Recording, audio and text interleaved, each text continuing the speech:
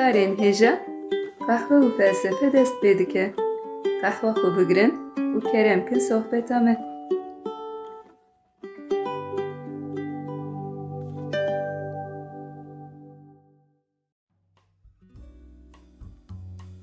مرحبا guhdarên hêja bi beşeken û qehwe felsefeyê em dîsa li pêşberî we ne. Merhaba guhdarên hêja, me dîsa qehwa xwe hazir kir û bi bernameyekê nû em li pêşberî we ne. Murat di bernameya dawî de yani bernameya dahan de meqala Demokritos kiribû û dûre ji bo xatirên Newrozê me bernameyeke taybet çêkiribû. Sezgîn deh bername ma nebesem biqedînin ya em betilîn deh bername û bernameyên taybet. Erê taybet jî. Wala em biqedîn besem ma heta kingamê. Heta qehwe me biqedim Murat. Tedî bi awakê kronolojîk li gor dîroka me behsa felsefe û filozofan dikir piştî Demokritos di dîroka felsefeyê de çi diqewime? Kîjan filozof derdkeve pêşa me û ji me re çi dibêje? Sezgîn di dîroka felsefeyê de piştî Demokritos hinek tişt diguherin. Heta em dikarin bêjin guhertinên mezin çê dibin. Mijara felsefeyê rasterast diguhere. Ji Thales bigire heya Demokritos ku tu zanî me Thales wek filozofê ewilî binav kiribû. Ji destpêka felsefeyê heya Demokritos filozof li ser xwezayê disekinîn û di felsefeyê de mijara wana bingehîn xweza bû. Erê loma me ji wan re digo filozofên xwezayê. Belê. Bi taybetî li ser mijara arkeyê disekinin û dixwestin çavkaniya xwezayê bibînin an jî fehm bikin. Lê piştî Demokritos mijara felsefeyê diguhere. Êdî mijarên nû, nîqaşên nû û têgehên nû derdkevin pêşberî me di felsefeyê de û bi vê guherînê re jî em navê sofîstan dibînin. Sofîst çi ye Murat? Kî ne? Çi kesin ji ku ne? Çi diparêzin? Çi dixwin û çi vedixwin? Wala sezgîn sofîst jî yani însanin yani wek min û te evdê Xwedê ne ew jî li vir em qala filozofek tenê nakin. Bi navê sofîsta em ekoleke dibînin. Ji ber taybetmendiyê wan navê sofîst li wan kirine. Wateyeke wê ya taybet heye gelo ez bawer me ev nav jî bi Yunaniyê ne wilo? Sezgîn tu viya çawa dipirsî yani bi rastî çima ya? Di bernameya ewlî de min qala Sofos kiribû, Sofya kiribû, min wateyê wan ji te re gotibû. Ma tu li bernameyê me guhdarî nakî? Erê û tê bîra min çawa guhdarî nakim? Bi şev roj ez ber wê min bêyî wê re nazêm. Heta zarokan berdengê me dikim xeweyê. Te guhdarî bikire tevana ne dipirsî Sezgîn nizanim. Yani ji heftê û heft welatan bi milyona însan di me guhdarî dikin. Lê hevkarê me bernameyê me guhdarî nake nizanim. Êdî her bernameyê ez ê pirsên ser bernameye berê ji te bipirsim. Eger tu nexebitî mecbûr divê ez dê û bavê te ji vê rewşa agahdar bikim. Tu zanî ez mamoste me. Na na ez ê bixebitim Murat. Ji xwe min bername guhdar dikir. Êdî ez ê bêtir bala xwe bidimê û bi qalem û defter ama li ber rûnêm û binivîsim notê xwe jî bigirim. Ka em ê bibînin Sezgîn ya em ê bibînin. Te navê sofîstan pirsî bû.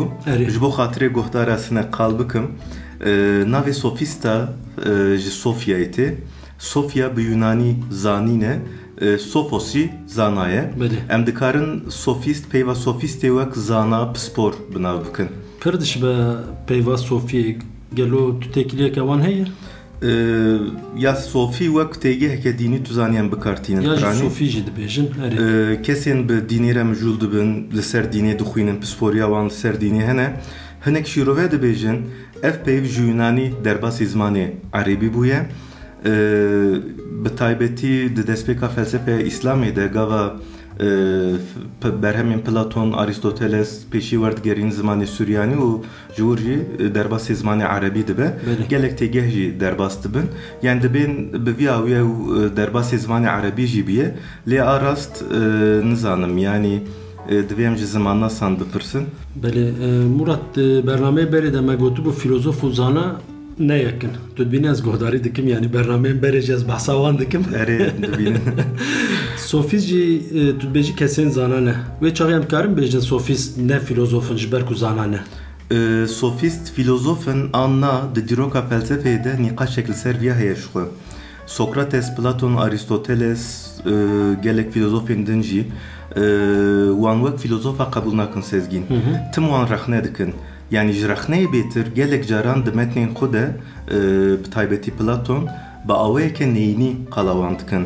Ji ber van nêrînan di dîroka felsefeyê de وەک ئیماژێکی خراپ لە سۆفیستان بارکردنە وەختی زانگەهێ دەژی کەسێن مەژوان حەز نەدەکرد ئانجی di sinifê de berî ezmûnê notê xwe bi me re parve nedkirin mejan re digot sofîst لقب خوش چما ایماژک وانه خراب هن مرات یعنی د فلسفه در رخنه هیش خو نورماله و فیلوزوفین دنج کارن رخنه بکن و سر وان فکرین نو آوا بکن لیلور قالا رخنه که نینی دکه نه سezgin ji bo tu Diyarbakır bernameya godarît ki tu şîroveyan dixînavê ez fehm dikim tu mamosteyî xwe belê ez hinek qala taybetmendiyên sofîstan bikim û çêtir bê fehm kirin yanî çima ew îmaja xerab li ser wan çêbiye sofîst li Yunanistanê bi guherîna şert û mercan derketine olê bi taybetî guherînên siyasî li vir girîngin li Yunanistanê bi pêşveketina demokrasiyê ve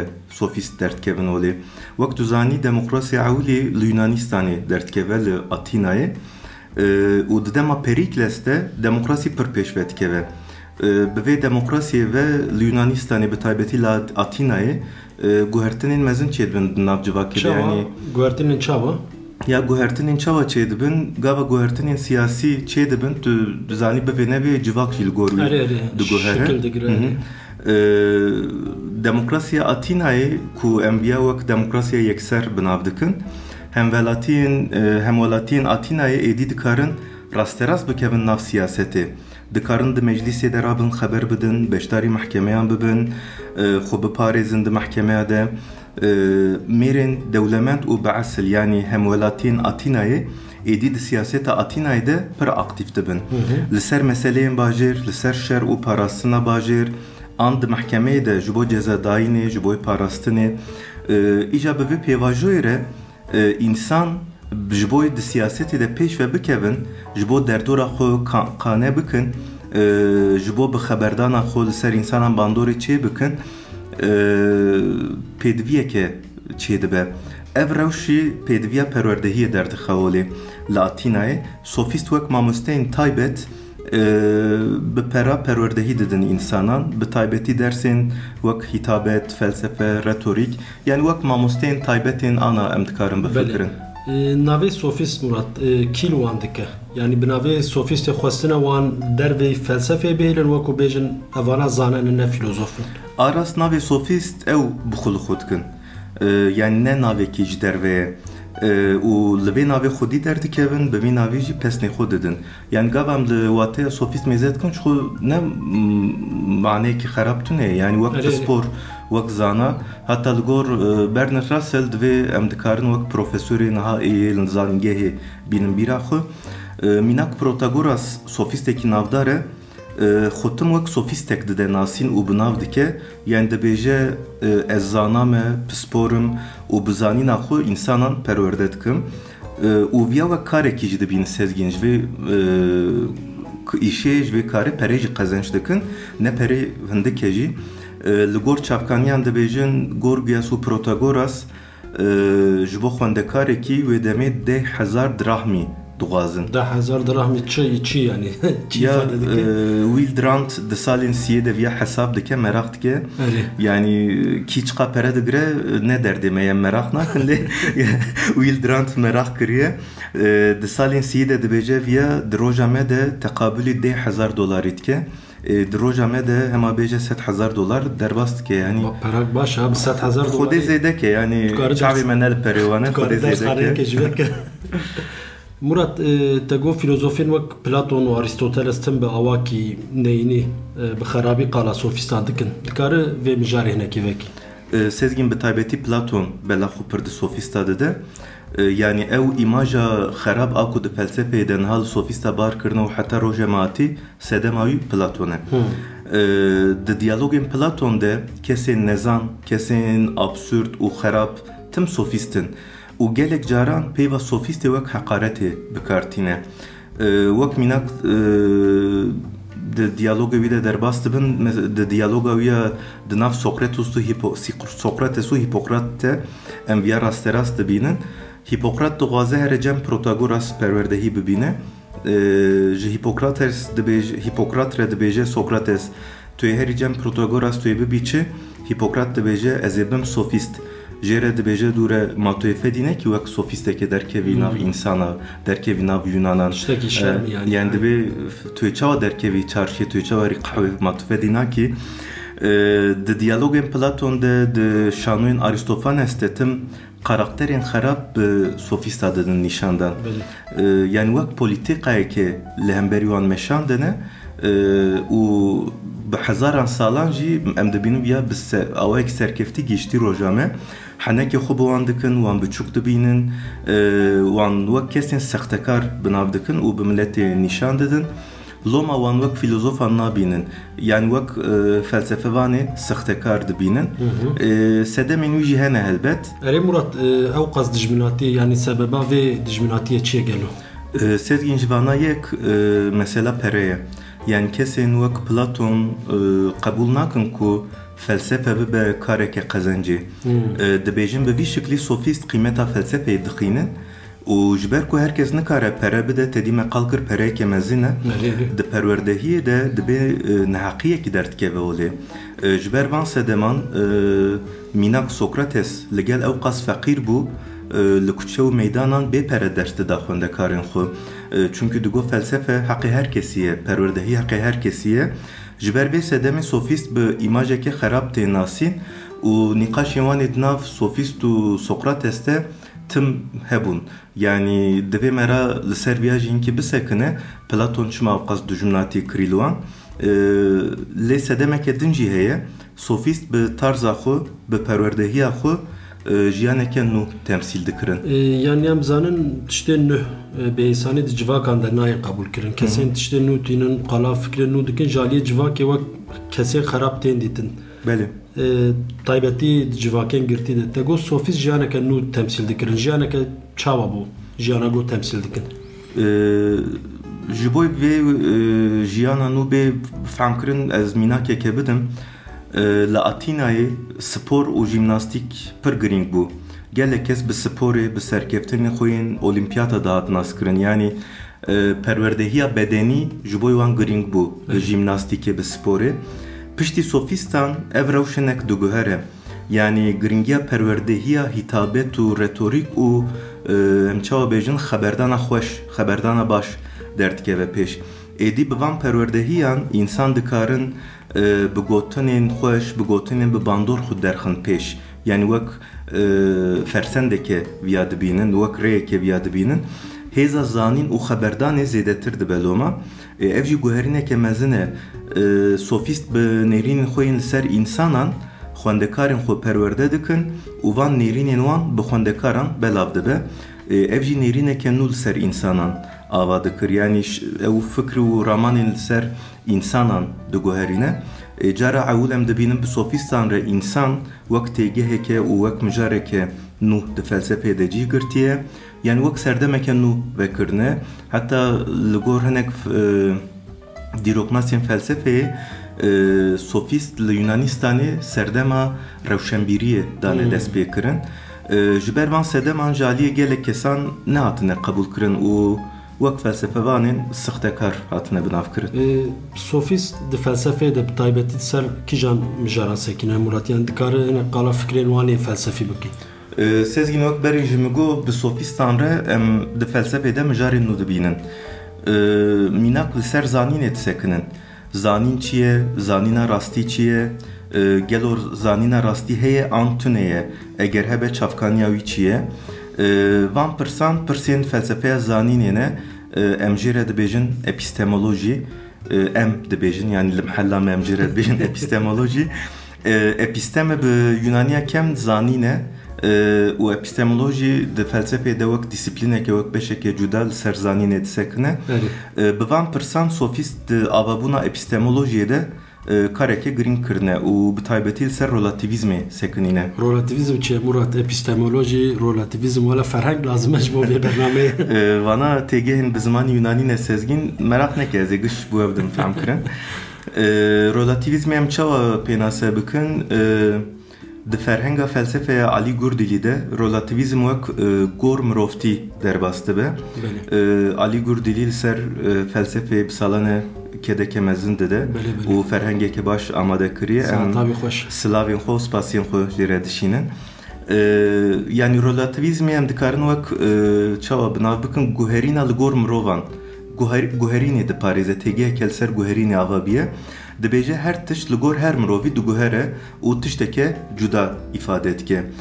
Çimkî li gor Protagoras çavkaniya zanînên me sehekên me ne. Sehekên herkesî jî hev cuda ne, yani dîtina herkesî, bihîstina herkesî, hîskirina herkesî ji hev cuda ye. Loma Protagoras di zanînê de pir li ser biya disekine, yani dibêje tiştekî ji boy min sar dibe ku ji boy te germ be. Wê çaxê em qala germahiya vê qehwê bikin mesela, ez dibêjim viya sar e, tu dibêjî viya germ e. Wê çaxê em çawa bêjin bi awayekî teqez em bêjin vê qehwê germ e an sar e. Loma divê em nikarin bigîjin zanîneke teqez û gerdûnî. Mînak ji bo xudayan dibêje ez nizanim xuda hene an tunene hebin jî bi çi şiklîne ez nizanim, çimkî ez nikarim bi sehekên xwe bigîjim wan. Gotinekî wî navdar heye, Protagoras dibêje mirov pîvana her tiştî ye. Loma her mirov bi serê xwe pîvanekê ye. Ev mesele relativîzmê an subjektivîzm jê em dikarin binav bikin, di felsefeyê de taybetmendiyeke giring e. Di nav felsefe û zanistê de sînoreke xurt e. Ev jî bi sofîstan re dikeve felsefeyê. Ji xênî Protagoras Murat, di nav sofîstan de wekî din kî hene? Gorgiasê sezgîn, Gorgiasan Georgias, ew jî yekî navdar û giring e. Gorgias pir baqil e, yani gotineke gotiye û her tiştî safî kiriye, xwe jê xelas kiriye. Çi gotiye? Gotiye tiştek tuneye hebe jî ez pê nizanim, zanibim jî nikarim neqliyekî din bikim, yani bi yekê din bidim fehm kirin. Yani bi vê gotinê dibêje tiştek ji min nepirsin. Ez ji xwe tiştek tuneye û ez nizanim jî û ji min tiştek nepirsin. Jinabê di gava tu ji min tiştek bipirse ez ê ji bêjim tuneye hebe jî ez nizanim. Wele min rêyekê xerab li ber te xist sezgîn. Gorgias bi van fikrê xwe nihilîzmê diparêze. Hîn te nepirsî ez bêjim nihilîzm. Nihilizm wek hiçparêzî em dikarin, yani hebûna tu tiştî qebûl nake, di zanînê de, di ontolojiyê de, di ahlaqê de dibêje hebûna tiştekê gerdûnî û rasteqîn tune ye, yani qebûl nake van tişte. Dîsa helbet bingeha vê fikrê relativîzm e, çimkî dibe her tişt li gor herkesî diguhere. Tiştê ku ji aliyê hemû însanan bê qebûl kirin tune ye. Loma wek nihilîstê ewlî tê qebûl kirin. Murat, wek gotinên dawî li ser sofîstan têjmer çi bêjî? Qehwa me jî diqede tu zanî? Qehwa me çawa diqede ya sezgîn, min qurtek ve nexwarî te çawa qedan qehwa xwe? Qehwam hîn germ e. Ji tirsa nikarim vexwim. Qehwe li gor te germ e, li gor min jî sar e Murat. Te dît Protagoras jî wilo digot? Tu dîsa pir goh nede Protagoras sezgîn, te dî yani li duwan çi dibêjin? Rast ola. Sezgîn sofîst di dîroka felsefeyê de xwediyê ciyeke cuda û taybetin. Protagoras, Gorgias, Hippias, Prodikos, Kalikles, yani ji sofîstan çend kesên tên zanînin. Bi van nava em dibînin ku sofîst wek di serî de jî me got wek ekolek hene. Yani em qala filozofek tenê nakin. Di felsefeyê de bi mijarên nû, bi nîqaşên nû deriyên nû vekirine.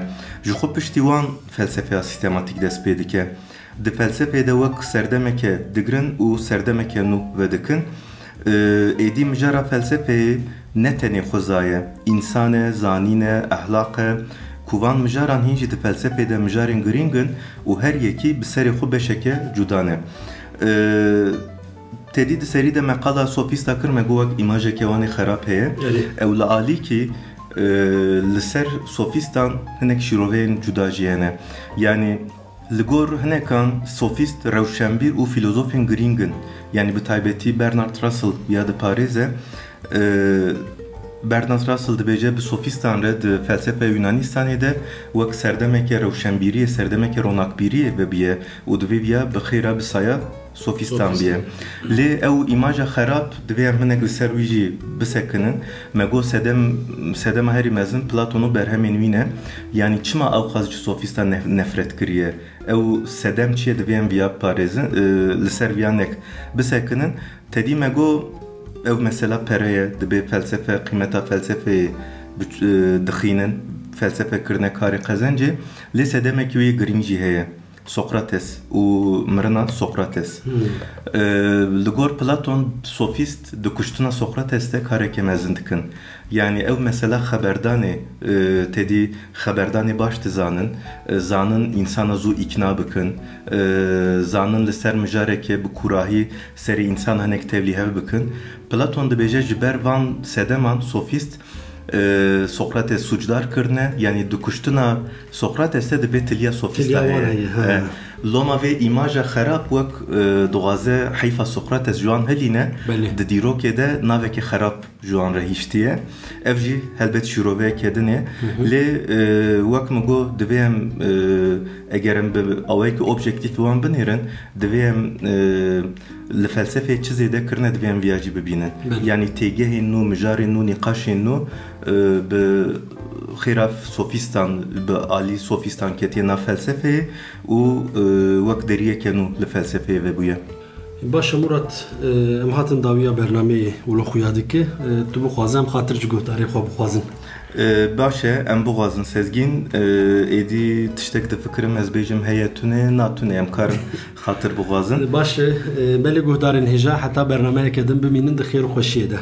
گفتارین هجا حیا برنامه کدم ببینن دخوشیه ده بی قحو فلسفه نمینن بخاطره و